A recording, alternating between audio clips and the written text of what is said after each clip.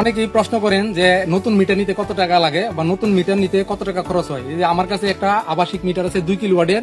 এই 2 কিলোওয়াটের একটা মিটার নিতে কত টাকা লাগে? 2 কিলোওয়াট মানে 2000 ওয়াট। 2000 ওয়াটের একটা মিটার যদি আপনি সংযোগ করেন সেক্ষেত্রে আপনার কত টাকা লাগবে, এটা আমি আজকে বাস্তবে দেখাবো, কাগজে কলমে দেখাবো। দেখেন আমার এখানে উল্লেখ আছে যে গ্রাহক কত টাকা জমা করছে 2 কিলোওয়াটের জন্য। 2 কিলোওয়াটের জন্য যদি আপনি একটা মিটার নিতে চান তাহলে 1148 টাকা, টোটাল 1148 টাকা জমা দিলে আপনি 2 কিলোওয়াটের এরকম একটা মিটার আপনার ঘরে স্থাপন করতে পারবেন। প্রতি কিলোওয়াট কত? এখন আপনি বলতে পারেন যে 2 কিলোওয়াট 1148 টাকা, তাহলে প্রতি কিলোওয়াট কত? 1 কিলোওয়াট নিবে 480 টাকা, 1 কিলোওয়াট 480 টাকা। তাহলে এখানে 2 কিলোওয়াট 1148 টাকা হলো কেন?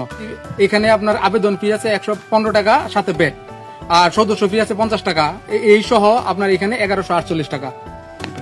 এই যে দেখেন আপনার এখানে 1148 টাকা ওই গ্রাহকটা জমা করেন। 1148 টাকার বিনিময়ে এই মিটারটা গ্রাহক সংযোগ করেন।